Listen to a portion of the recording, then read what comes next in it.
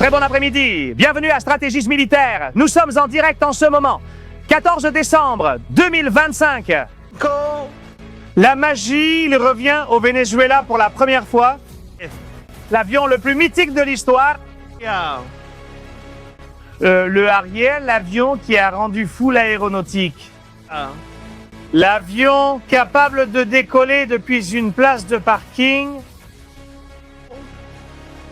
apparaît au large des côtes du Venezuela et s'intègre à l'opération visant à libérer ce grand pays. Famille, ceci est Stratégie Militaire. Nous te racontons les détails de ce qui se passe en ce moment.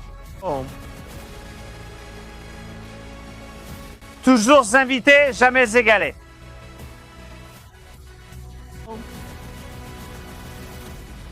Nous commençons.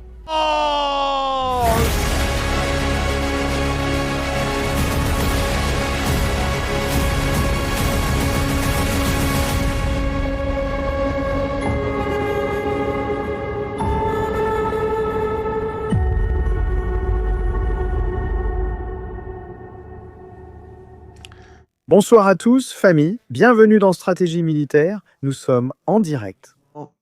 Merci beaucoup d'être avec nous. C'est un véritable plaisir de vous accueillir sur votre chaîne d'information. De tout ce qui se passe dans le monde, tout ce qui arrive aujourd'hui, c'est une journée tragique. Vous le savez déjà, tous les détails étaient dans l'émission précédente. Attaque contre la communauté juive en Australie. Des stratégies? Je vais en parler aussi parce que je vois des commentaires et des choses qui qu'on a des choses qui me semblent méprisables en tant qu'être humain. Je trouve ça horrible. Mais la nouvelle, c'est que les Harriers sont apparus en action. Et maintenant, vous allez me demander, c'est quoi les Harriers? De quoi tu parles? Et tout le monde va vouloir savoir ce qui se passe. Alors, on va vous donner toutes les informations.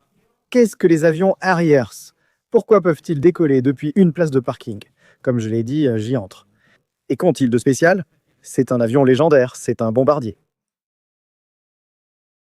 Rapide, agile, très létal, avec un type de mission très spécifique et qui entre en jeu. Aujourd'hui, il a refait le trajet que faisaient hier les Rhinos. Aujourd'hui, ce sont les Harriers qui le font. Ici, on évoque déjà l'intégration complète de plusieurs plateformes de combat, chacune ayant une mission spécifique dans la libération du Venezuela. Maintenant, nous allons donner les détails, et vous allez le voir. Mais s'il vous plaît, c'est super important, la famille, mettez vos likes, vos commentaires, nous sommes en direct, nous sommes en live. Un jour de plus, une histoire de plus, un chapitre de plus de la libération du Venezuela. Rome ne s'est pas faite en un jour. Je dis toujours cela, il y a des choses qui prennent du temps, il y a des choses qui, évidemment, ils prennent leur temps. Les Harriers ont disparu du radar, c'est l'information que j'ai. Je ne sais pas si vous regardez en direct, mais j'ai fait un retour en arrière. De quoi s'agit-il? De ce qui vient de se passer. Il y a quelques minutes, pendant que je préparais le direct. Eh bien, ils sont repassés par là pour leur ronde habituelle, encore une fois, dans la même zone, suivant le même parcours d'exercice. Aruba, Curaçao. Je crois qu'ils utilisent l'île d'Aruba et l'île de Curaçao comme également celle que nous avons ici, celle de Bonaire, comme une sorte de zone d'entraînement naval. Ils règlent les radars, ils règlent les filtres des systèmes de guerre électroniques, ils détectent la présence d'autres aéronefs, ils travaillent en multiplateforme. Et maintenant, nous allons vous expliquer comment tout cela fonctionne. Merci pour vos marques d'affection quotidiennes, notamment sur Twitter où vous pouvez me suivre. Estrat et Militar. Sur Twitter, nous avons aussi TikTok, où nous avons maintenant récupéré le compte officiel Estrategias Militars Point Official en anglais. Nous y travaillons, nous sommes en train de discuter avec TikTok pour voir comment nous pouvons gérer le sujet de notre contenu là-bas. TikTok est assez intéressé pour que nous le fassions. De plus, nous allons aussi être intéressés parce qu'ils utilisent de notre contenu de manière illégale sur TikTok et moi. Il suffit simplement de le rappeler à nouveau. On peut essayer d'imiter cette chaîne, mais on ne peut pas, au final, la comparer à quoi que ce soit qui se fait en ligne. Chaque chaîne a son idiosyncrasie, chaque chaîne a son style, sa façon de faire les choses. Et ça, c'est inimitable. Merci beaucoup, vraiment merci beaucoup d'être avec nous. Bon, vous avez aussi les objectifs du super chat, vous avez aussi les commentaires, et vous avez aussi PayPal. Et aussi féliciter toute la communauté juive pour cette Hanouka, une Hanouka triste à cause de la façon dont elle a commencé. Mais il faut avoir de la résilience. Il faut continuer dans la même direction et continuer à bien travailler. Les Hario, vous les voyez là? Voyons voir ce qui s'est passé. Ils étaient là. J'ai augmenté la vitesse en passant en X2 pour aller plus vite et observer. Les trajectoires qu'ils ont faites, on va voir un peu la trajectoire que ces avions ont faite. À 17 000 et 18 000 pieds, le Harrier est un avion, c'est un chasseur-bombardier. Mais surtout, il est plus orienté vers l'attaque au sol. Du moins, ça a toujours été comme ça. Non, on le distingue pour ses capacités aériennes qu'il possède évidemment, mais il a aussi une excellente capacité dans ce domaine.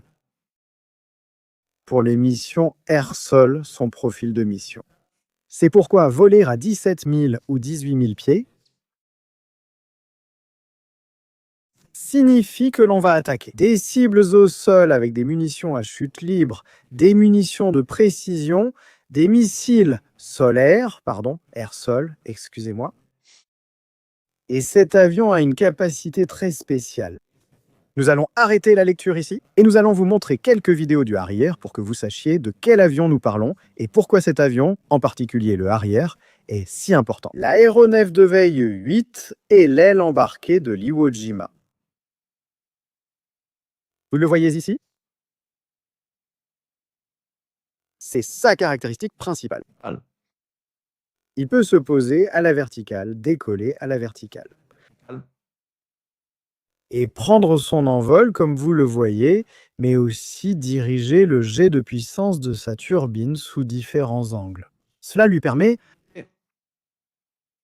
d'atterrir pratiquement, comme je l'ai dit, n'importe où. Il peut atterrir en plein champ, c'est presque littéral. Être là, décoller et partir accomplir sa mission. C'est un avion qui est précisément conçu ainsi pour, dans la première phase de la guerre moderne, pouvoir décoller depuis des navires ou des porte-avions. Emporter énormément de munitions, bien plus en poids que ce qu'un F-18 peut charger en raison du type de munitions qu'il peut transporter. Mais sans être pénalisé par l'utilisation de la rampe de décollage, il peut décoller verticalement. C'est l'une de ses principales caractéristiques. Merci d'avoir regardé la vidéo au ralenti. C'est un avion qui est très précis. Cet avion est conçu pour le décollage vertical ou sur piste très courte. Il a été unique pendant des décennies pour opérer sur des porte-avions légers et des navires amphibies comme l'Iwo Jima, né dans les années 60. Cet avion est une véritable légende. Le corps des Marines des États-Unis développe sa propre version de l'aéronef de veille, améliorée, développée. Et la variante la plus connue, celle qui a été utilisée aujourd'hui, celle qui est utilisée en ce moment même, c'est Diathlon Aéronef de veille 8 B Harrier 2, une évolution profonde. Actuellement, cet avion est en train d'être remplacé par le F-35 version B, qui est la version navale des Marines et qui peut également décoller à la verticale. Nous allons maintenant voir une photo intéressante pour apprendre ses caractéristiques et la comparer au F-35. Il partage certains points, mais d'autres sont totalement différents. Alejados. Le Harrier n'est pas furtif, il n'a pas une faible signature radar. Et maintenant, nous allons le voir, nous allons mettre une photographie qui est assez claire sur ce sujet et qui ne laisse aucun doute. C'est un avion d'appui rapproché. Appui rapproché à quoi? Aux troupes au sol, c'est un avion que l'on imagine pendant un débarquement des marines. À la Orchila, par exemple, Orchila, ou un endroit sur la côte du Venezuela, Punta Cardón par exemple, il peut apparaître rapidement et déclencher un enfer au sol. En lançant des bombes à fragmentation, des bombes hautement explosives, des missiles anti-chars, des missiles guidés, il peut tout faire pratiquement. Pourquoi un appui rapproché? Imaginons que ces troupes ils sont en train de débarquer et qu'elles rencontrent une forte opposition de la part des chavistes, de la part de l'armée. Du cartel des soleils, Imaginons qu'ils ont des véhicules qui déploient des armes contre les marines. Les Marines sont dans une situation délicate. Ils demandent un appui aérien à ce moment-là. Harry, est-ce qu'ils sont en train de patrouiller comme ceux qu'on voyait juste ici? Ils entrent en scène, se dirigent rapidement vers Punta Cardone et peut-être imaginons que cet affrontement a lieu sur la route principale qui mène à Punta Cardone. Les avions arrivent, les Harriers volent bas. Presque sans être vus, ils lancent une attaque mortelle, balayent le terrain et repartent, entrent et sortent. Des attaques rapides, légères. Maintenant, vous allez voir les capacités de cet avion à voler dans de petits espaces. C'est quelque chose à prendre très en compte dans cette histoire.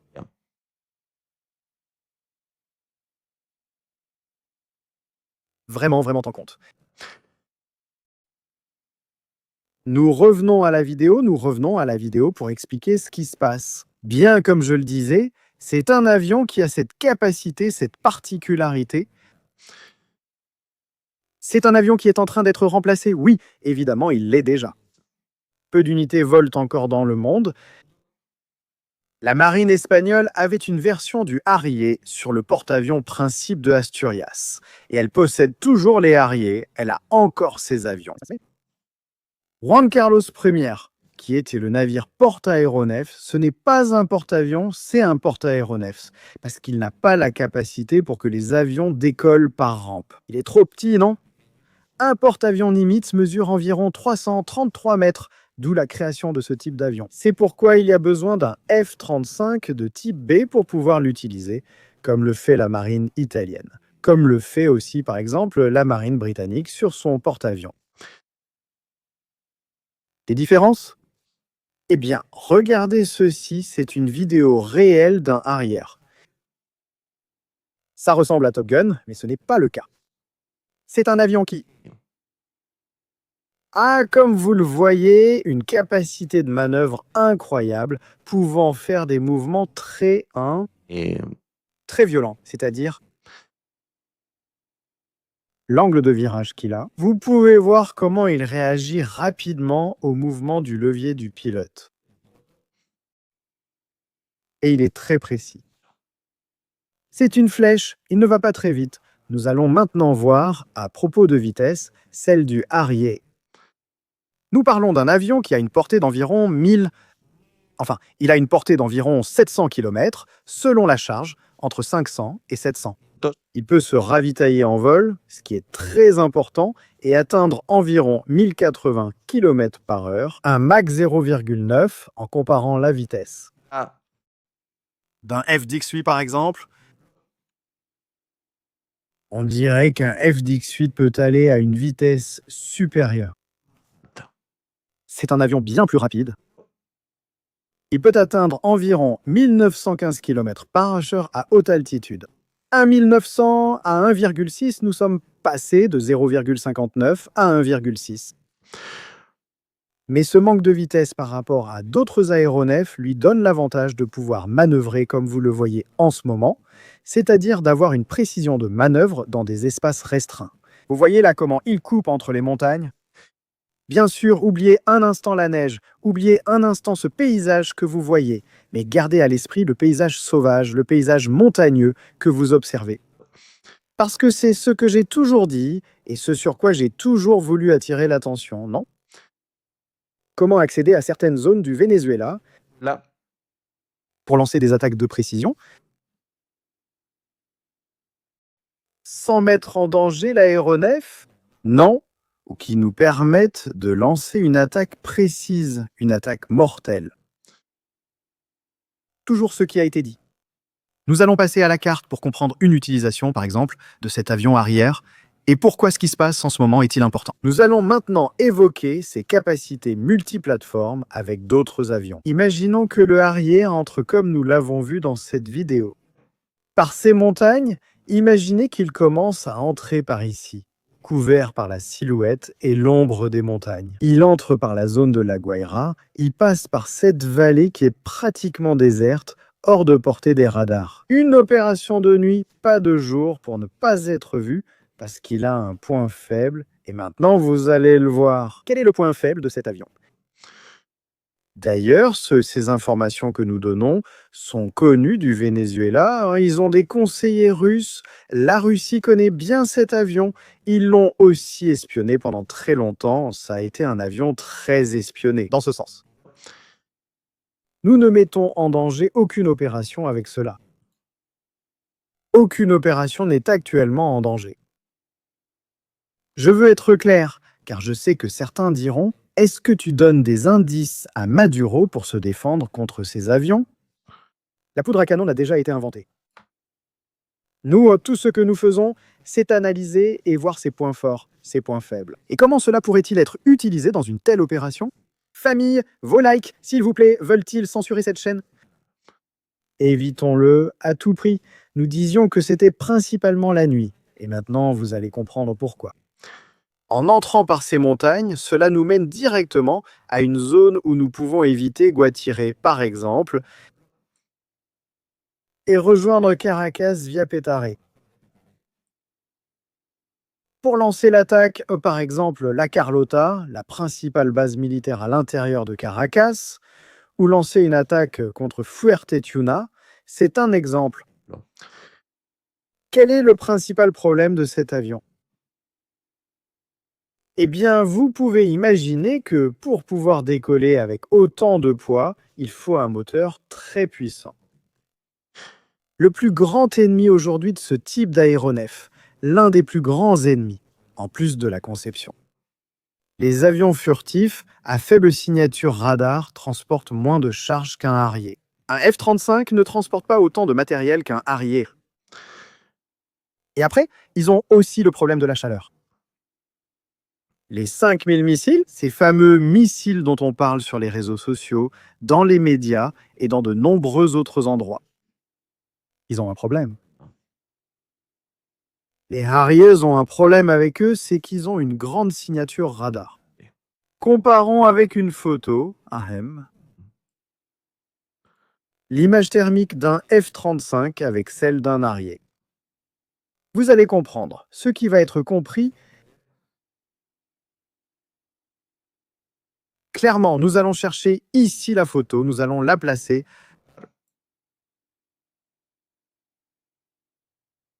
Ici, nous y sommes. Regardez, nous voyons une image avec une caméra thermique. De F-35 en haut, arrière en bas. Claros, les jets. Du jet d'énergie qui sort des deux turbines. Le arrière en a deux, le F-35 une seule. Remarquez que dans le cas du F-35, le reste du châssis reste pratiquement sans aucune signature thermique.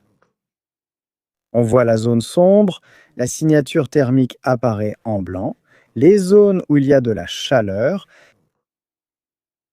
Regardez, sur le Harrier, pratiquement toute la partie centrale du fuselage, tout le fuselage dégage de la chaleur sur cet avion, c'est-à-dire qu'on peut le voir facilement avec une caméra thermique. Les missiles Igla, ces 5000 missiles si célèbres, utilisent la chaleur pour se guider jusqu'à une cible. Bon. Le Harrier, dans ce cas, est une cible qui peut être accrochée par ce type de missile et, en raison du type de mission qu'il effectue, à basse altitude. En entrant dans ce type d'endroit, il peut être pris en embuscade. Ce type de menace ne signifie pas qu'il sera forcément abattu directement. Il dispose d'une série de systèmes, y compris des contre-mesures, comme les leurs avec des fusées éclairantes. Il largue des fusées éclairantes pour produire davantage de chaleur. Et que les missiles visent les fusées éclairantes plutôt que l'avion. Il devient pratiquement impossible de le verrouiller, de le bloquer dans le système de guidage de ce missile. Mais il est évident qu'il y a une différence abyssale entre la capacité furtive d'un avion et l'absence de furtivité d'un autre avion qui n'en dispose pas. L'opération est en cours. La photo montre un décollage vertical. Quand ces moteurs commencent à projeter l'énergie de façon horizontale, cela change aussi. Cependant, le Harrier conserve une signature thermique notable. Je pense que cela montre déjà l'une de nos principales différences. Avec un F-35, que pouvons-nous dire de plus sur le Harrier? Eh bien, le Harrier est un avion qui a été modernisé au fil du temps. Il a également plus d'utilité. Les Harrier peuvent être chargés, comme avec du carburant supplémentaire, et ils peuvent également servir de point de liaison. À ce jour, différents systèmes ont été développés pour fournir des capacités au Harrier auparavant inexistantes. L'une d'entre elles, ou l'une de ces histoires, un instant, je vous prie de m'excuser, je vais demander une vidéo. L'une de celles-ci convient-elle? L'une de celles-ci est pouvoir poder lancer attaque de suppression des défenses antiaériennes.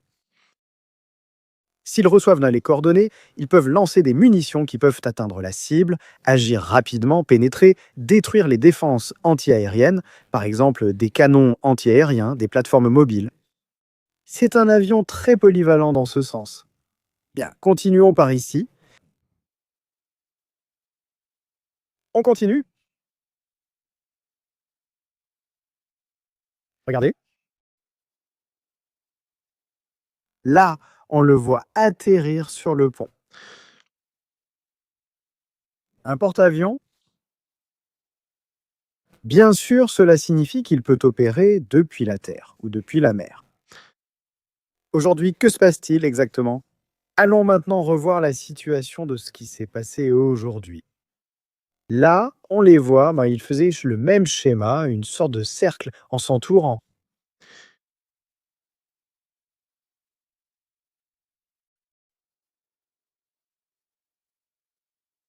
En ce moment, ces avions sont en train de s'intégrer avec le reste des plateformes aériennes qui opèrent. Les F-18, les F-35, les avions qui vont sûrement arriver, et ils sont tous en train de se coordonner, chacun avec son format de mission. Les F-18 suppriment les défenses antiaériennes avec les systèmes de guerre électroniques.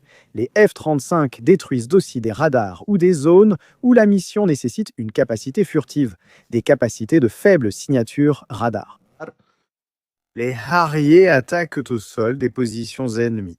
Est-ce qu'une carte dimensionnelle d'un champ de bataille adapté au Venezuela est en train d'être créée? là. C'est pourquoi, peut-être maintenant, en voyant tout cela, nous commençons à comprendre beaucoup de choses qui se passent. Par exemple, les Harriers ont été débarqués de l'Iwo Jima. Nous avons dit que ces Harriers appartiennent à l'escadre embarquée de l'Iwo Jima. Et ils ont été emmenés à Ponce, ils ont été emmenés à Ceiba. À Porto Rico, ils ont été amenés ici à Ceiba, sur cette base, et ils sont avec les F-35. Ce qui nous permet déjà de comprendre que l'Iwo Jima va se consacrer principalement à des opérations de débarquement, transporter des aéronefs pour transporter des marines. Les Harrier vont attaquer depuis Porto Rico. Ravitaillement en vol à mi-chemin, c'est-à-dire à peu près au centre de la mer des Caraïbes. Ils vont se ravitailler pour retrouver cette autonomie dont nous avons parlé, d'environ 800 km, 700-800 km en situation de combat. Elles vont sûrement diminuer car ils doivent accélérer, beaucoup manœuvrer et ne peuvent pas voler à haute altitude. Un avion, plus il vole haut, moins il consomme de carburant.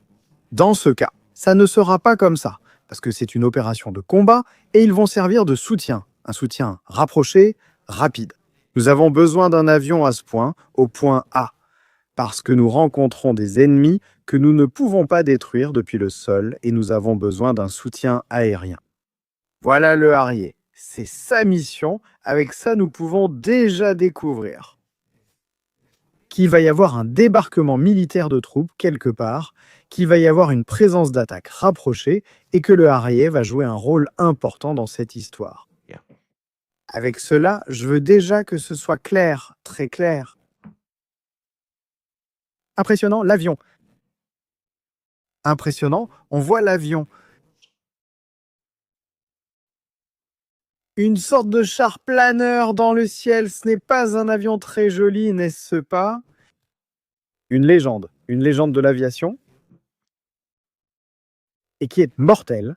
Il est mortel et peut transporter énormément de munitions. Il est également équipé d'une mitrailleuse assez puissante pour l'attaque au sol. Sa spécialité n'est pas la défense contre d'autres aéronefs, même s'il peut emporter des missiles air-air et se défendre si besoin. Mais ce n'est pas sa fonction ni sa capacité principale. Bien. Voyons ce que les Harriers ont fait et le format complet de la mission. Regarde, ce que nous voyons, c'est qu'ils sont restés quelques minutes. Remarque qu'ils sont restés moins longtemps que les FDX-8. C'est parce qu'ils ont moins de carburant. Bien que sûrement, lors de cette mission, ils ne transportèrent pas de munitions, ils transportaient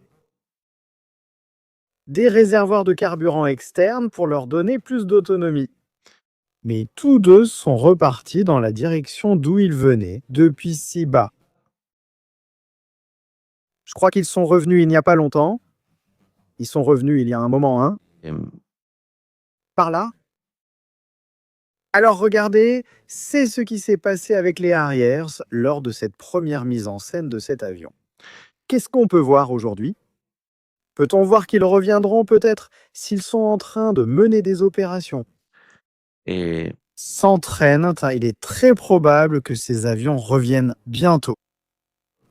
Très probablement, sur le chemin du retour, ils ont dû faire un ravitaillement et il y avait sûrement plus d'avions impliqués dans cette opération que nous n'avons pas vu, mais qui étaient là. Une combinaison de FDX-8G de guerre électronique avec un Harrier, une très bonne combinaison. Tu as une grande puissance de frappe grâce à ta capacité d'emport de munitions et à la suppression des défenses anti-aériennes avec les F-18, ce qui permet d'entrer et sortir. Nous ne les avons pas vus réactiver. Je vais désactiver la lecture. On remarque beaucoup d'activités à Porto Rico, ce qui attire notre attention. En ce moment, il y a énormément d'hélicoptères qui tournent, il y a énormément d'avions qui patrouillent, des avions de guerre navale, d'observation navale ou de renseignement. Ils patrouillent aussi beaucoup. Aujourd'hui, il y a beaucoup d'activités également en République dominicaine. Il y a beaucoup d'activités de sécurité dans les zones où se trouvent les aéronefs américains, les ravitailleurs. Vous savez déjà que la République dominicaine est devenue une île de ravitaillement. Et c'est quelque chose d'inhabituel. Hier, l'activité était moindre dans les zones proches. Regardez la zone de Trinidad de Tobago.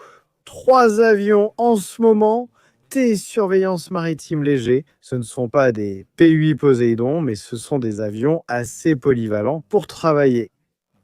Les bâtiments 86, c'est leur indicatif d'appel, et le bâtiment 421 qui sont sûrement en train de chercher des pétroliers. Oui, ils surveillent sûrement les vedettes de Nicolas Maduro et iraniennes pour empêcher une attaque contre Trinité et Tobago et révèlent probablement des positions. Caracas, que fait-elle? Eh bien, y a-t-il un avion avec une immatriculation ou une désignation militaire? Celui que nous voyons, dont nous ne savons pas lequel c'est. C'est vraiment incroyable. Nous ne savons pas de quel type d'avion il s'agit, mais il est par ici, il est dans la zone de Caracas. Vous voyez l'interférence qu'il y a, vous voyez ce que fait cet avion. C'est parce qu'il y a en ce moment des avions FDX-8G en action. Ce qu'il vient de faire, aller en avant et en arrière, se déplacer d'un endroit à l'autre. Entre La Guaira et Miranda, il fait des tours dans la zone de Guatiré. Pourquoi fait-il des tours par là? Parce que, sûrement, donc la possibilité que j'ai évoquée de voir le FDX-8 entrer par ces montagnes est quelque chose que le régime craint. Peut-être qu'ils ont quelque chose, je ne sais pas. Ne sachant pas de quel avion il s'agit, ni s'il utilise une technologie russe ou chinoise de surveillance, nous l'ignorons. Regardez, regardez comment l'avion agit, ces changements qu'il est en train de faire. Ces changements de cap. Vous voyez, si vous voyez ça, ça c'est le résultat de la guerre électronique. Vous le voyez là? Nous ne savons pas. Ils volent à 16 000 pieds, comme les Harriers. Et ils tournent par ici. Regardons le reste du trafic aérien dans la zone. Nous avons ce bimoteur, nous avons un avion sur la piste. À Simon Bolivar, un piper qui est en train d'atterrir, qui vient de la région de Varinas. Un autre appareil à Maracaibo, il est passé par Gran Rock. Il revient maintenant par ici. Umfesna. Citation 1.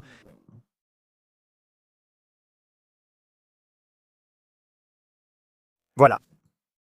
Ça, c'est ce que nous avons pour le moment. Donc, c'est une journée intéressante. La situation actuelle est une situation inhabituelle d'activité en ce moment dans la zone de Ceiba. Nous n'avions pas vu les arrières entrer jusqu'à présent, ou du moins, nous n'avions pas la preuve qu'ils étaient passés par là. Je ne m'en souviens pas, sûrement que oui, mais je ne m'en souviens pas. Mais cela faisait pas mal de temps qu'on ne les voyait plus. Donc, maintenant, on sait qu'ils sont là. J'espère que cela a été clair. La famille. Quand il se passera d'autres choses, on relancera un direct, on commentera pour ne pas rendre ça trop lourd, on commentera ce qui se passe. Restez attentifs au Jérôme aujourd'hui. Il peut se passer plus de choses, ça peut arriver à tout moment. Abonnez-vous, activez la cloche, c'est super important pour recevoir les notifications. On avance. 367 000 stratégies militaires. Salut à tous.